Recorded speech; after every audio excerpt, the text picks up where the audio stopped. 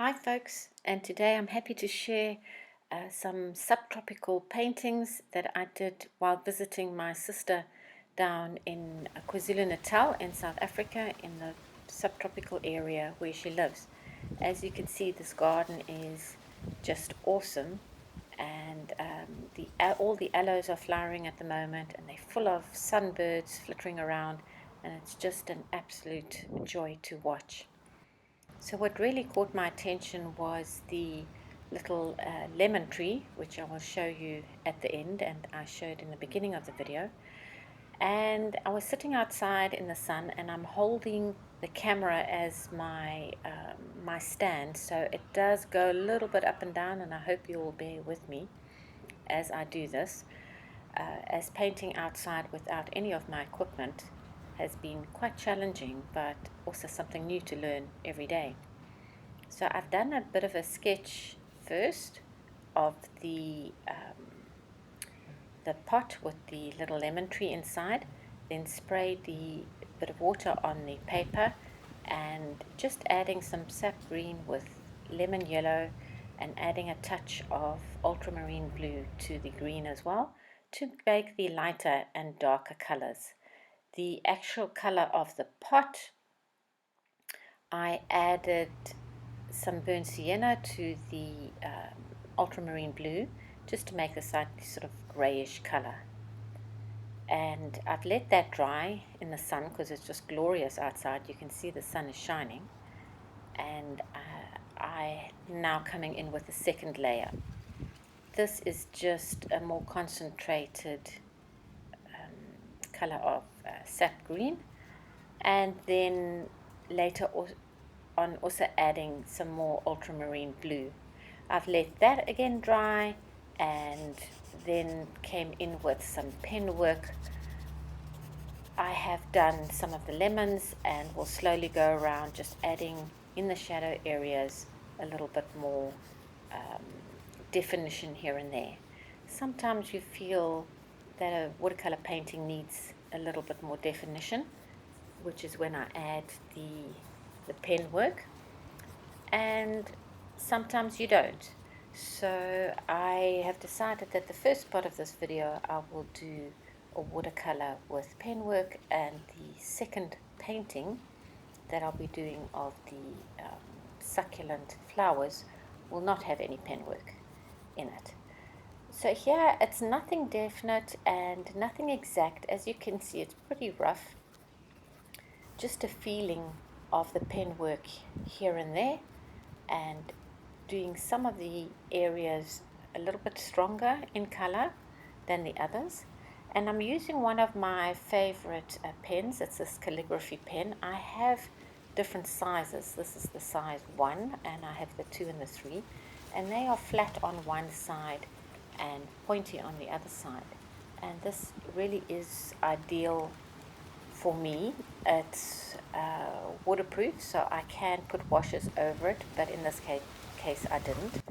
But it's nice to put on the side where it's slightly thicker to get your thicker and thinner lines. And this is then the end result of the little lemon tree with the watercolor and pen, which took me about maybe 15 minutes or so. This is the second painting, and I have decided to concentrate on these flowers from this aloe. Sprayed the paper first in from my sketchbook, and my palette I already have the orange mixture, which was basically a lemon yellow and the cadmium red. So it's the warm red with a bit of a cool yellow, and just doing absolute random shapes, so nothing definite, nothing specific. Aloes can be extremely hard to paint. The leaves come out at funny angles. They have millions of these tiny little flower petals, and for a botanical artist, it must take them ages and ages to put everything in. But for me, I just like this sort of really quick, rough, loose look, which is ideal for plein air painting or painting outside or urban sketching, if you like, but in the garden. And the greens I have used, again, sap green with a bit of ultramarine blue and some burnt sienna to give it that warm khaki sort of color yellow, green that I like in leaves. Prevents them from being too cold. Then while the paint is still wet, just dragging in a few lines here from the stems of the aloe and coming in with a little bit darker color for the flowers, just starting to bring in some definition, some idea of the little flower petals. And as you may know by now, I love my splattering, so I'm using the warm yellow here, the cadmium yellow, cadmium red, to make this really stronger orange, if you like. And I'm putting it on areas that some areas are dry, some are still wet, so some of it might blend. This is really the much thicker consistency and is a little bit more opaque as well. Just adding touches down the bottom to give that feeling that there are flowers in the distance, and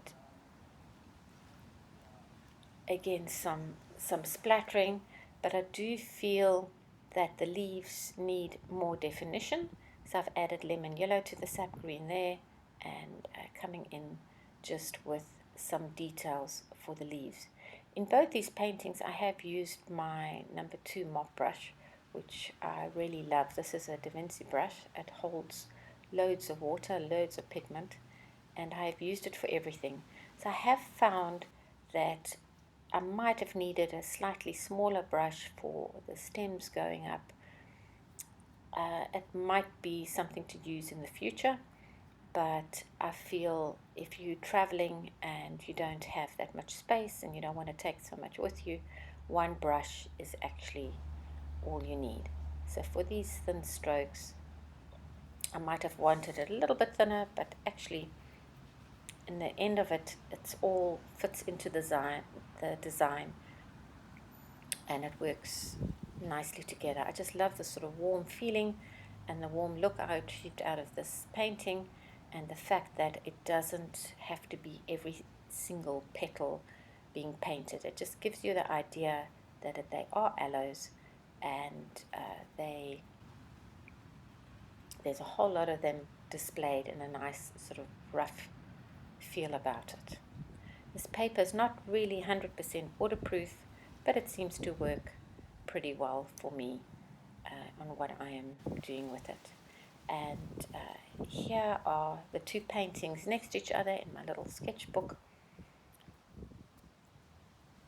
and the end result of the aloe painting. So I hope you've enjoyed it, and please subscribe if you've liked this. Thank you.